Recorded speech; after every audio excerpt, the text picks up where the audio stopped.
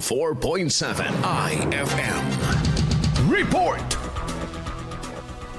Mahigpit na binabantayan ng otoridad ang bahagi ng Arenas Boulevard Bypass Road sa Barangay Buid, Calasiao kung saan nagkaroon umano ng drag racing. Nilagyan na ng harang ang naturang bahagi ng nagkaroon ng disgrasya at nauwi sa pagkasawi ng 3 individual kamakailan. Ayon sa mga barangay tanod na nagbabantay sa bahagi ng kalsada, mainam na umano itong naging hakbang ng lokal na pamahalaan upang hindi na madagdagan pa ang bilang ng mga nadidisgrasya sa lugar. Maraming mami, natuwa na hinarangan na namin to. Wala nang nagkakarera, wala nang maingay.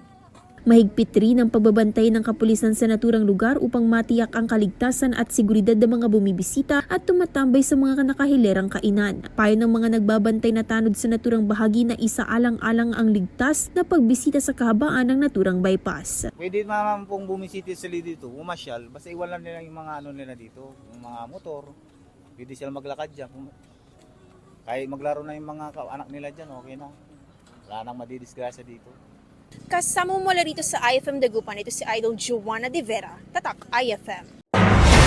IFM News. IFM News.